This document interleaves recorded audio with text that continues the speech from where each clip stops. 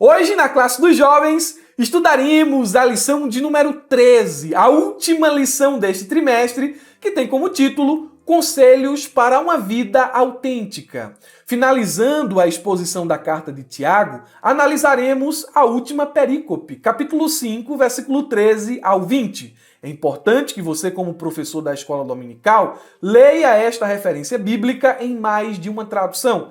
Busque a NVI, a NVT e as paráfrases Nova Bíblia Viva e NTLH. Os objetivos específicos são, em primeiro lugar, conscientizar da importância da oração. Em segundo lugar, compreender o poder da confissão. E, por fim, mostrar a responsabilidade da restauração.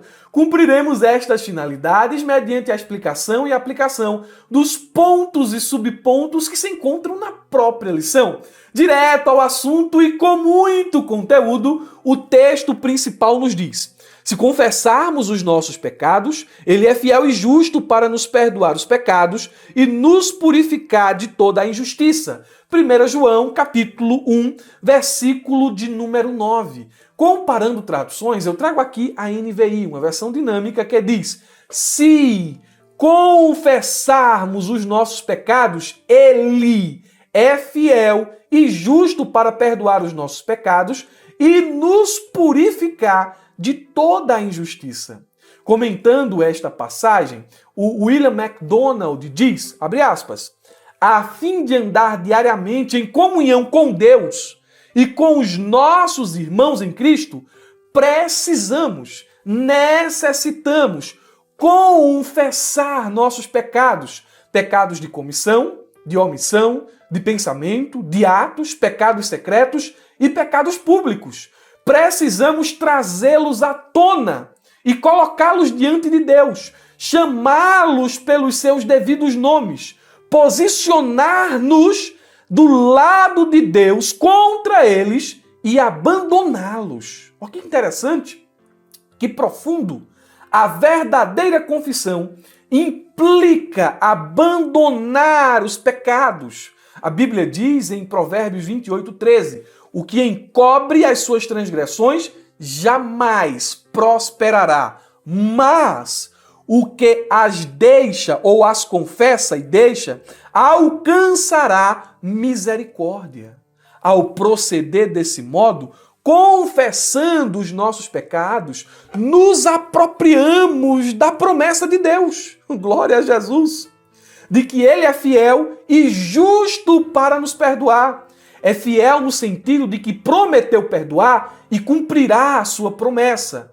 E é justo para nos perdoar porque encontrou uma base justa para o perdão na obra vicária do Senhor Jesus Cristo na cruz. Além de garantir o perdão, Deus nos purifica de toda a injustiça, conforme nos diz o texto em análise. Vamos desenvolver esse tema da confissão no ponto 2 da nossa lição de hoje. O resumo nos diz, resumo da lição.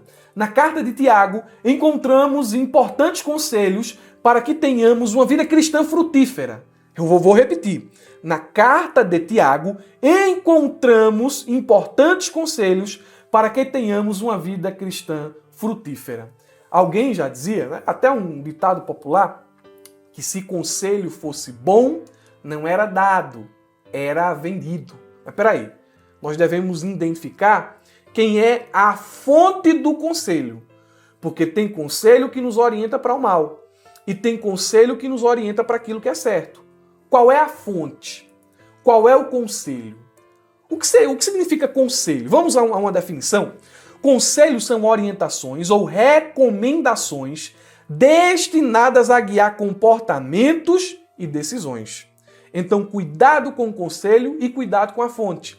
Neste caso aqui, a fonte é a inspirada palavra de Deus. Na carta de Tiago, esses conselhos visam alinhar a conduta dos crentes aos princípios cristãos, promovendo uma fé viva e eficaz. Olha alguns conselhos que nós estudamos ao longo do trimestre. Alegria nas provações. Tiago incentiva os crentes a considerarem motivo de alegria o enfrentamento de provações. Por quê? Por qual razão? elas produzem perseverança e maturidade espiritual. Em segundo lugar, nós já aprendemos aqui a praticar a palavra. Tiago nos aconselha dizendo, não basta apenas ouvir a palavra, é essencial colocá-la em prática. Não seja só ouvinte, seja praticante. Mais um conselho, controle da língua. Tiago destaca a importância de refrear a língua, evitando palavras que possam causar danos. Um discurso sábio e edificante é sinal de maturidade espiritual. Essa maturidade é alcançada por meio das direções que Tiago nos dá em sua carta. Mais um aqui, sabedoria divina. Tiago nos orienta a buscar, nos aconselha a buscar sabedoria que vem do alto, caracterizada por pureza, paciência e sinceridade. Há vários conselhos presentes na carta de Tiago. Conselho esses que, se seguidos, nos levarão a frutificar. Seguir os conselhos de Tiago conduz a uma vida cristã autêntica, onde a fé é demonstrada por meio de ações concretas. Essa coerência entre crença e prática resulta em frutos espirituais, que evidenciam a transformação operada por Cristo na vida do crente. Vou reler o resumo da lição. Na carta de Tiago, encontramos importantes conselhos para que tenhamos uma vida cristã frutífera. E aqui nós veremos mais alguns deles. Veremos a importância da oração. Tiago nos aconselha a ter uma vida de oração. Tiago nos aconselha a ter uma vida de confissão, a confessar os nossos pecados diante de Deus. E Tiago nos aconselha a cumprir a nossa responsabilidade como igreja. Buscar aqueles que se afastaram da fé, aqueles que estão fracos, aqueles que ficaram pelo caminho. É nossa responsabilidade. Temos o compromisso com a restauração dos nossos irmãos. Somos o braço de Deus aqui na terra.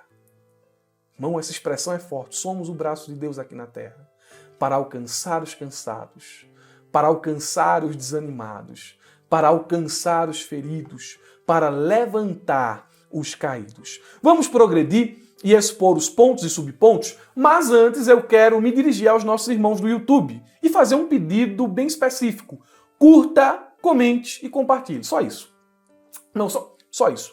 Curta, comente e compartilhe. Com isso, o YouTube vai indicar esse vídeo a mais pessoas. O YouTube vai se tornar um evangelista. Eu conto com a sua ajuda e, em reciprocidade, estou deixando aqui na descrição do vídeo o link para você fazer o download gratuito deste subsídio que utilizo como roteiro para esta aula. Está aqui em um link azul, é só clicar e fazer o download. É presente meu para você. Então me presenteie com seu like, com o compartilhamento deste vídeo e com um comentário. Olha, não precisa elogiar. Só precisa colocar um amém, um Deus abençoe, um versículo bíblico, o que você quiser comentar para poder esse vídeo chegar a mais pessoas. Primeiro, esta pré-aula, ela vai para a plataforma da ferramenta e depois ela vem para o YouTube. Mas há uma diferença. Os irmãos do YouTube recebem a pré-aula e o subsídio, só. O que já está de bom tamanho. Porque a gente procura aqui ao máximo se esforçar para entregar a vocês o melhor. Mas os alunos da ferramenta recebem materiais exclusivos. Eles têm a pré-aula, eles têm um subsídio, eles têm materiais complementares, eles têm cursos de capacitação, curso de leitura, curso voltado a todas as funções da escola dominical, eles têm cursos de como preparar uma lição. Olha que coisa interessante, cursos de oratória. O professor precisa ter uma oratória. Eles têm acesso dentro da plataforma EBD a slide, fluxograma, dinâmicas, material de marketing, divulgação, narração profissional, motion, só bênção. Alunos da ferramenta EBD. Deus abençoe, meus irmãos, a todos vocês. Quem está pelo YouTube pode conhecer a plataforma da ferramenta pelo link aqui embaixo. Vamos à exposição. Ponto 1. A importância da oração. Subponto 1 diz, a oração. Vamos lá, vamos ler a lição?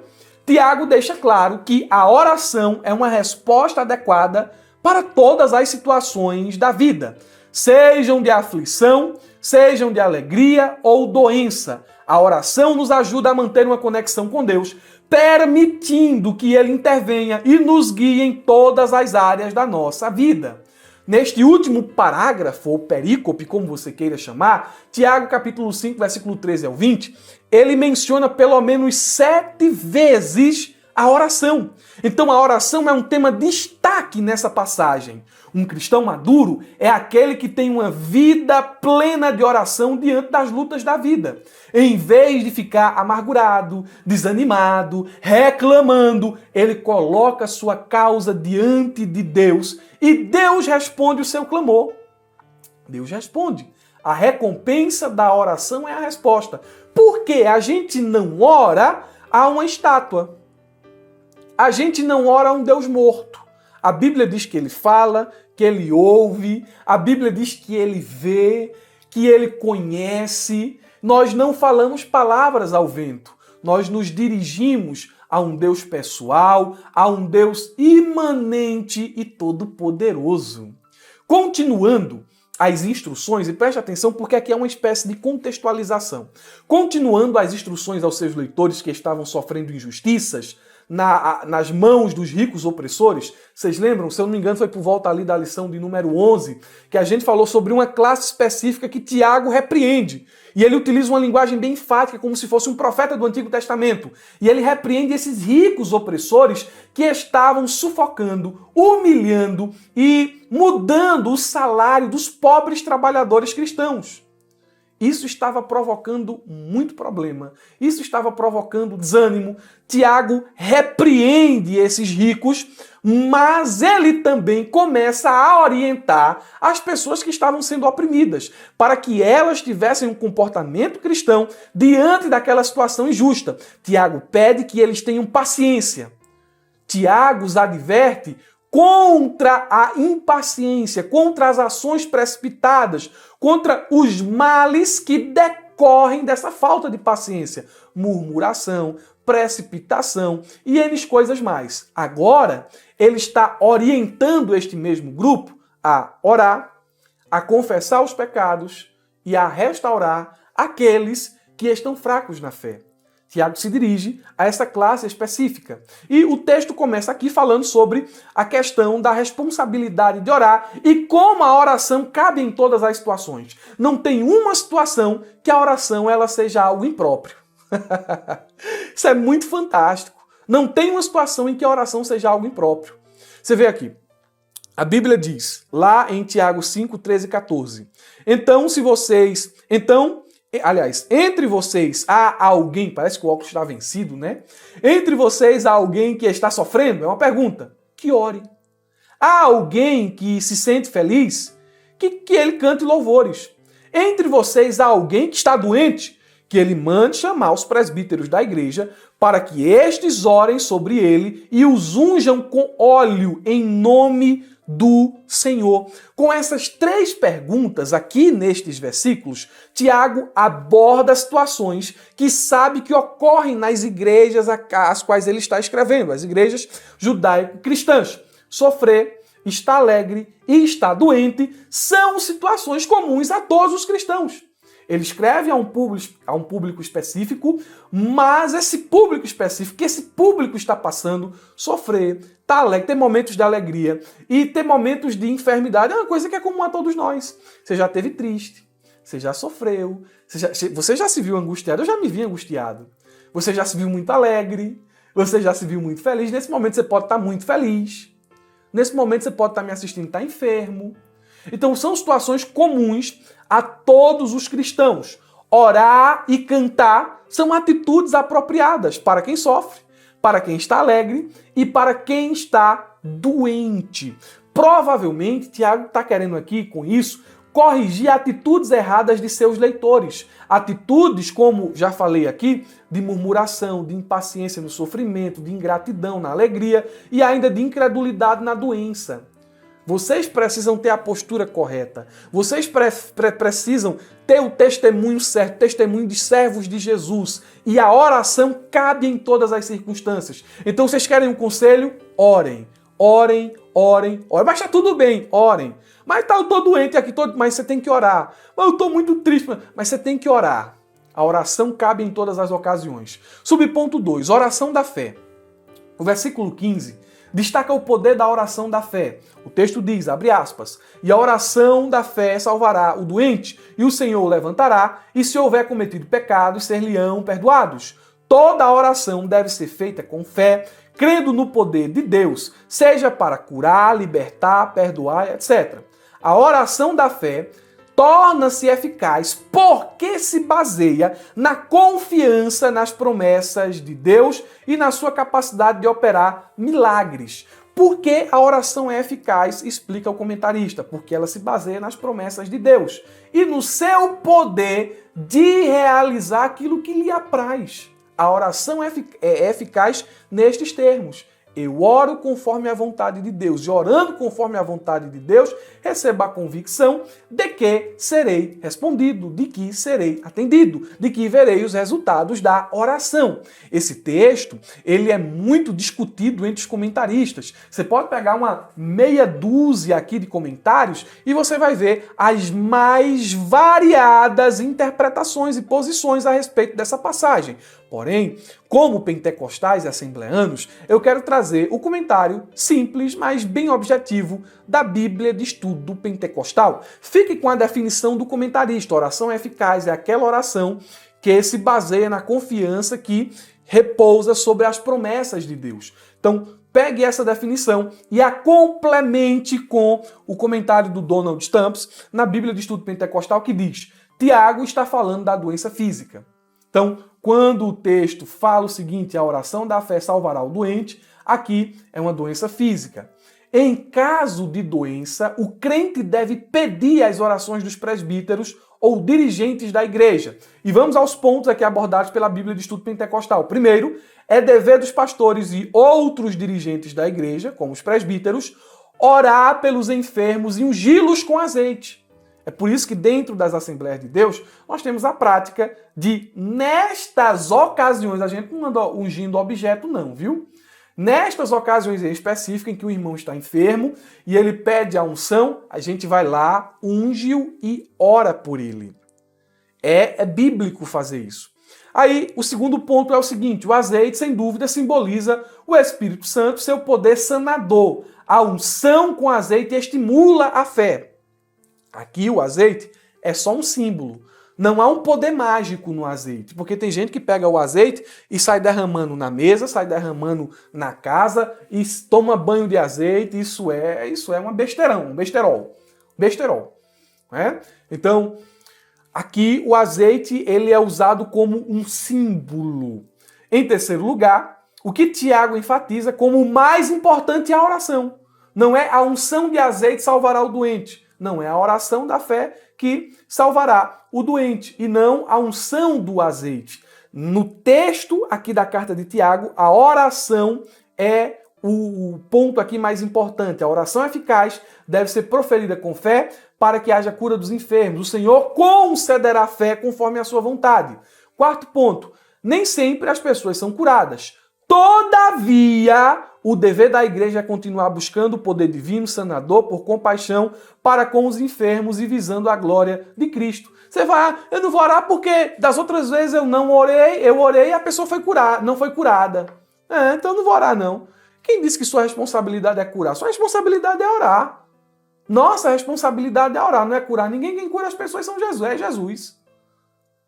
Então, aqui nós encontramos, mais uma vez, enfatizando aqui a questão da importância da oração dentro do meio, dentro da nossa vida como igreja. O ponto 3 diz, oração pelo próximo. Esse ponto aqui é especial. A lição nos fala, a oração em favor do próximo promove a comunhão, revela amor e nos leva a experimentarmos a presença de Deus de maneira mais poderosa. O propósito de orar uns pelos outros também é ajudar a carregar os fardos uns dos outros, fortalecendo os laços fraternos. Então a oração, ela tem múltiplos propósitos. Quando eu oro, eu estou me aproximando de Deus. Eu estou estreitando o meu relacionamento com Ele.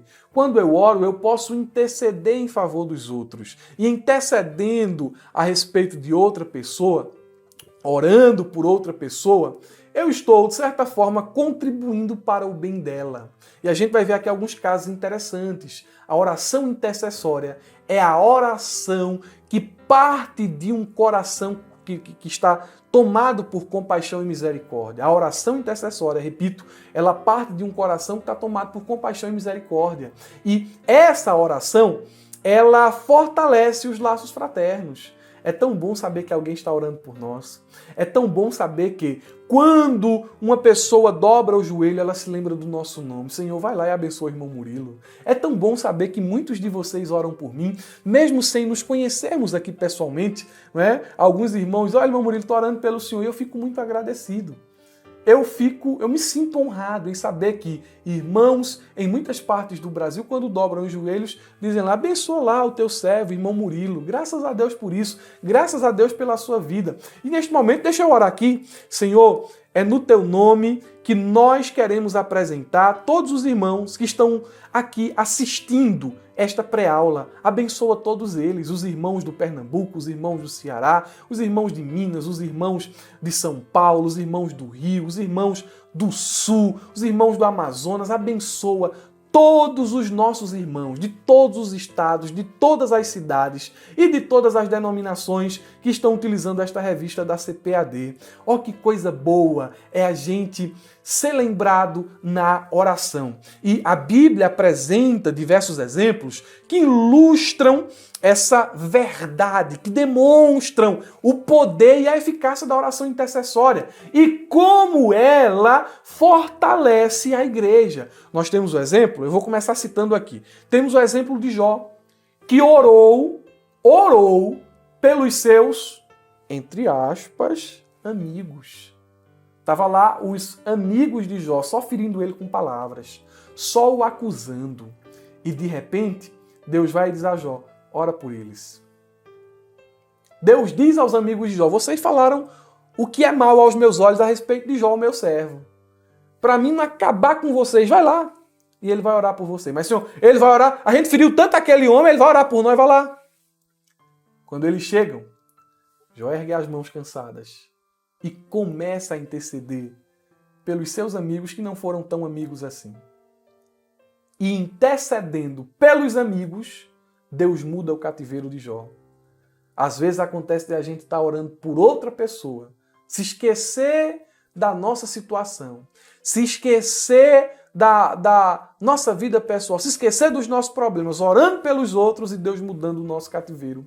Deus mudando a nossa sorte, Deus mudando a nossa circunstância. Isso é tremendo, isso é tremendo. Veja o exemplo de Moisés, lá em Êxodo capítulo 32, versículo 11, Moisés orando, Deus dizendo, eu vou matar todo mundo, Moisés, eu vou fazer de ti uma grande nação, esse povo é obstinado, esse povo é um povo pecador. Moisés vai interceder pelo povo, faz isso não, Senhor. Aí Moisés começa a argumentar com Deus. Moisés começa a suplicar a Deus, interceder a Deus em favor do povo. Deus vai lá, né? E vou usar uma linguagem humana, e volta atrás naquilo que ele disse que faria. Através da intercessão de Moisés. Nós temos o exemplo de Jesus, o exemplo supremo de intercessão. Mesmo na cruz ele intercedia pelos seus algozes. Pai, perdoa eles, pois não sabem o que fazem. Jesus é o exemplo perfeito de intercessão. Ele ressuscitou, ele vivo está e continua a interceder por todos os santos. Hebreus 7:25 diz, portanto, pode também salvar perfeitamente os que por ele se chegam a Deus, vivendo sempre para interceder por eles. Glória a Deus. Ele é o exemplo supremo de intercessão. Nós devemos orar uns pelos outros, devemos orar pelo nosso próximo, mesmo que o nosso próximo seja como os amigos de Jó. Nós devemos orar, nós devemos interceder.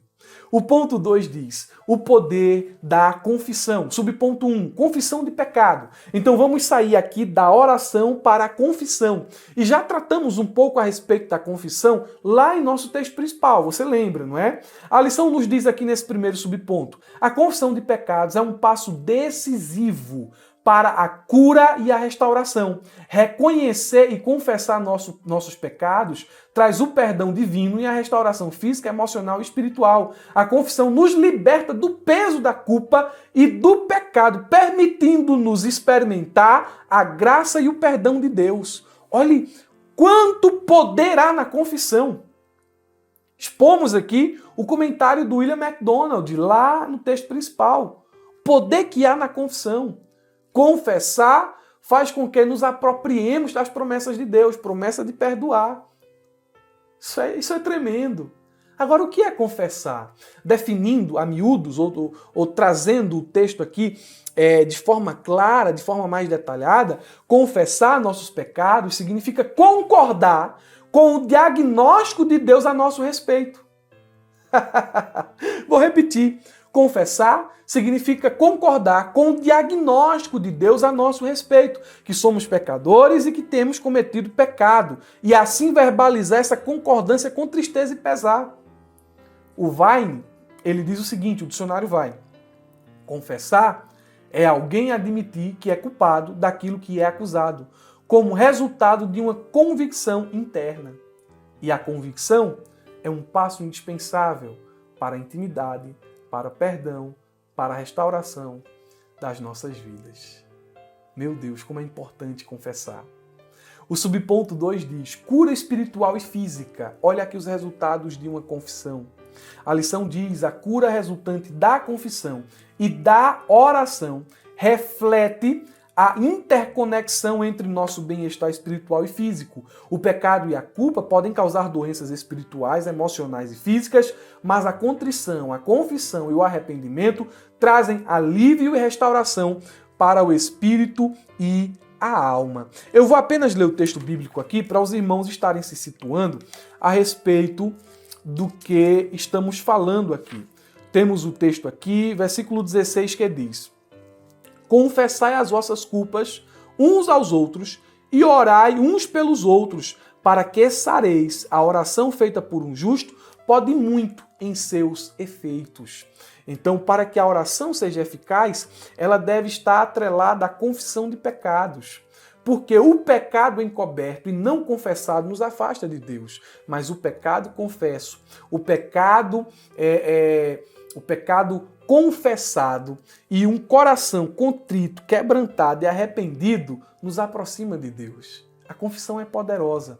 Porém, quando, prestem atenção, não confessamos o nosso pecado, o pecado ele pode promover doenças, que o autor aqui classifica como doenças espirituais, emocionais e físicas. E eu quero dar exemplos bíblicos para você trazer para a sua classe.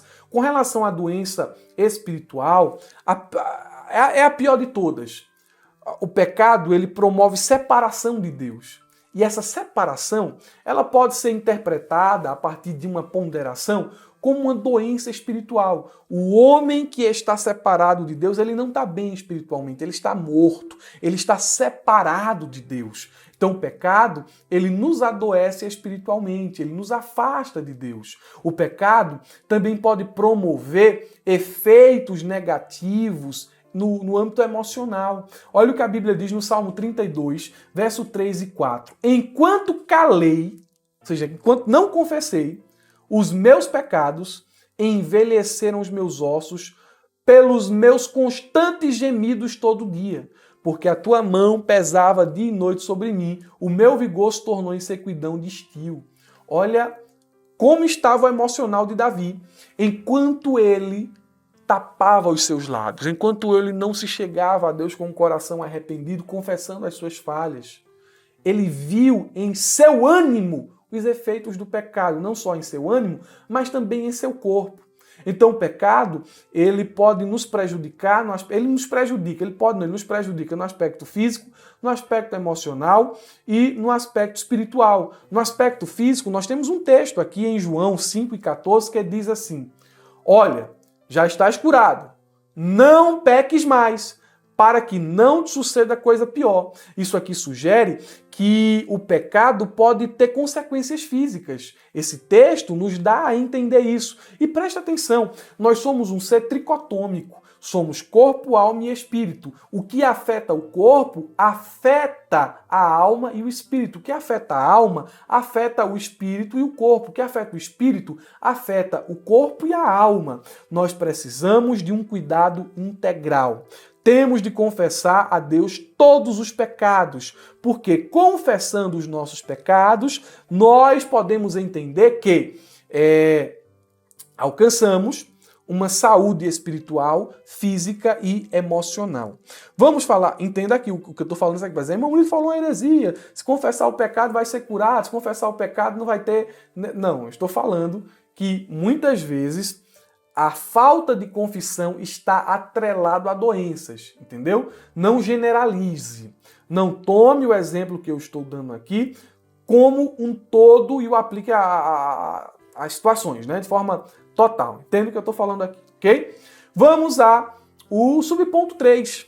Subponto 3 nos diz o seguinte, o exemplo de Elias. E a lição nos diz, Tiago usa o exemplo de Elias para ilustrar o poder da oração sincera e eficaz. Elias, um homem comum, alcançou resultados extraordinários por meio da oração fervorosa, encorajando-nos a fazer o mesmo. Olhe como o autor está seguindo o texto bíblico nos pontos e subpontos. Falamos sobre o versículo 16. Agora, o versículo 17 e 18 diz assim, Elias era homem sujeito às mesmas paixões que nós, e orando pediu que não chovesse, e por 3 anos e 6 meses não choveu sobre a terra. E outra vez orou, e o céu deu chuva, e a terra produziu seu fruto. O autor está com isso tentando nos levar a uma vida de oração, por meio do exemplo de Elias. Elias, através da sua vida de oração, alcançou feitos extraordinários, feitos inimagináveis. Imagine um homem dizer, não vai chover, e a chuva parar. Imagine um homem dizer, vai chover, e começar a chover. Elias fez isso porque ele orou conforme as promessas de Deus. Deus havia dito que se o povo se desviasse, um dos castigos seria a estiagem, a ausência de chuva. E Elias foi tão ousado, orando conforme a palavra de Deus, que ele disse assim, veja a ousadia do profeta, não vai chover e nem vai ter orvalho. Isso aqui demanda muita fé. Não chover, ok, agora não ter orvalho, meu Deus do céu. Meu Deus do céu. Depois ele dizer, vai chover. E quando ele dizer que vai chover, começar a chover. Esse é só um dos muitos exemplos em que a oração era um meio do sobrenatural na vida de Elias. Agora, preste atenção e olhe para mim. Por que Tiago ele vai tentar nos induzir à oração através do exemplo de Elias? Ele vai dizer, tá vendo Elias? Elias fez tudo isso. Elias era um homem comum, sujeito às mesmas paixões. Elias era de carne e osso. Elias tinha um coração pecaminoso tal qual nós temos. Elias tinha uma inclinação ao pecado, a natureza pecaminosa. Elias era homem. Não foi a perfeição de Elias, que Elias está longe de ser perfeito. Não foi o título de profeta, está longe, longe, longe, longe, longe. A eficácia sobrenatural e as experiências extraordinárias por meio da oração que Elias experimentou se dá única e exclusivamente por uma ação da compaixão, da graça, da misericórdia de Deus e não por algum mérito de Elias. Você pode orar e através da sua oração Deus pode realizar feitos mais extraordinários do que os que foram realizados durante o ministério de Elias. Por quê? Porque ele é homem como nós, sujeito às mesmas coisas. Mas uma coisa ele fez, ele orou. E ele perseverou na oração.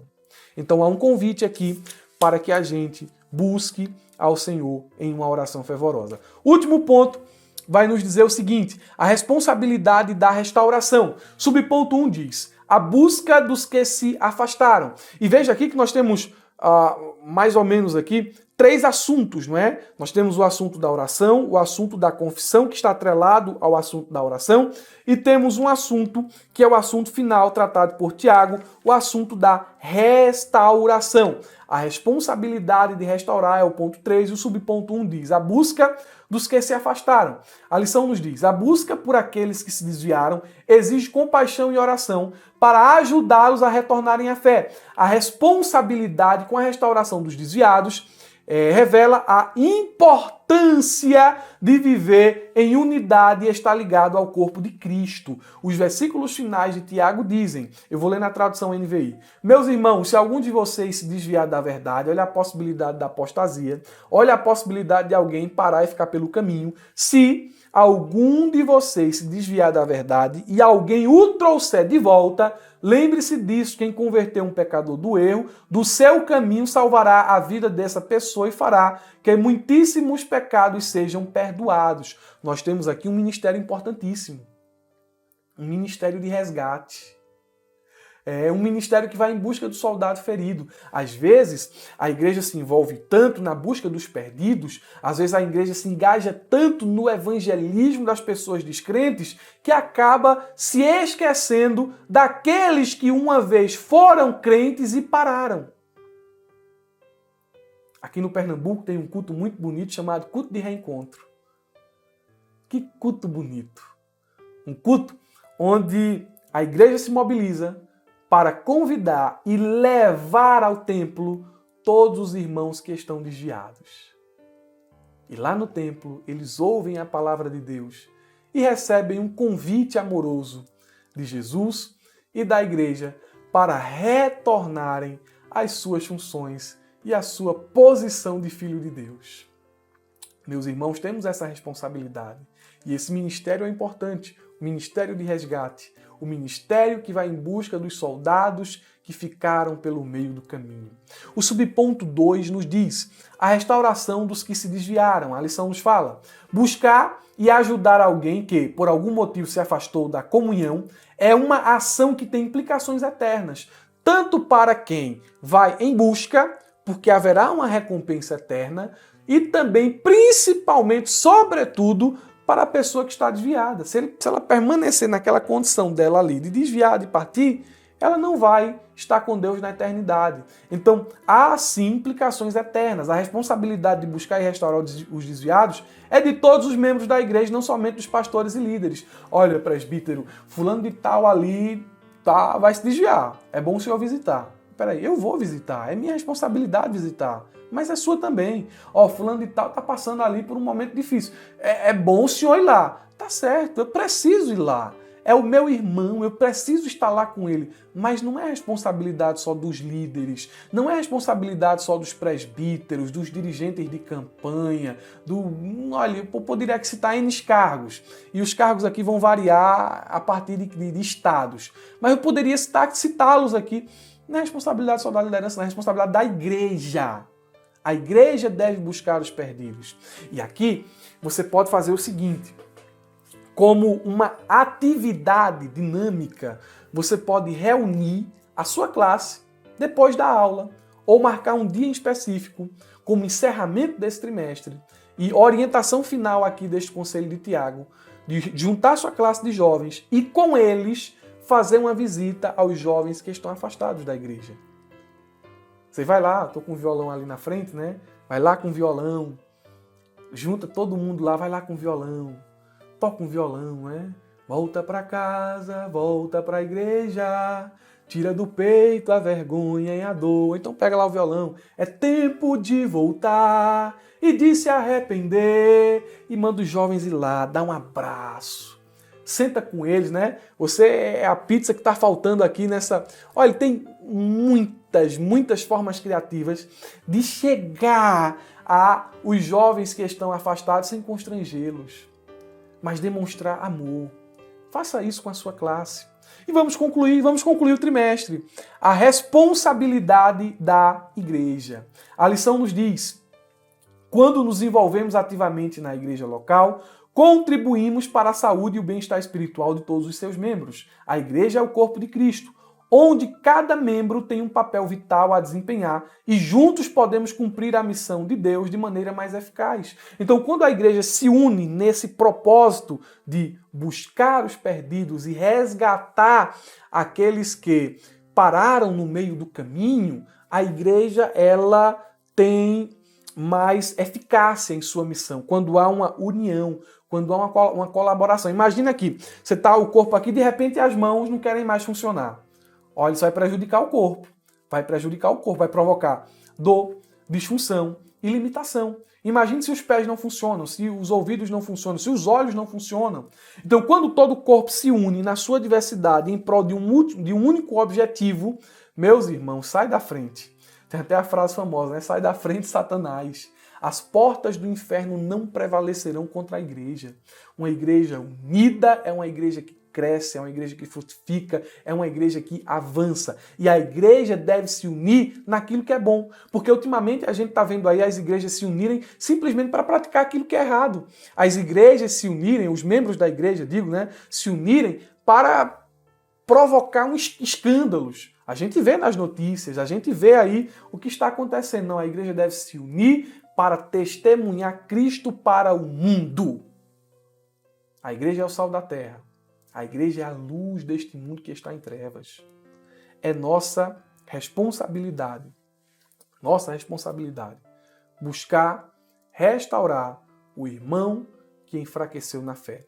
Então, meus irmãos, vamos concluir dizendo que em todo esse trimestre, a lição aqui está envolta em uma capa, mas vamos concluir dizendo que em todo esse trimestre há um convite. Em todas as lições há um convite. Um convite à autenticidade. Todas as circunstâncias da vida, todas elas, não podem nos levar a perder o nosso testemunho. Nós devemos ser autênticos em todas, olhando a palavra de Deus e vivendo-a, praticando-a. Glória a Jesus. Viva uma vida cristã autêntica.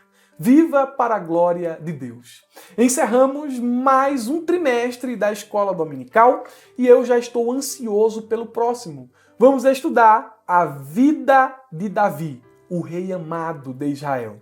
E eu aguardo todos os meus irmãos na conferência da Escola Dominical, onde o pastor Marcos Tedesco, comentarista do trimestre, irá ministrar uma aula extraordinária sobre a revista e também em nossas aulas que acontecerão semanalmente. Como foi, não é? Como está sendo, acontecerá as aulas aqui semanalmente. Então convido vocês a estarem em mais um trimestre em nome de Jesus. Deus abençoe, um ótimo final de semana, uma ótima aula de Escola Bíblica Dominical.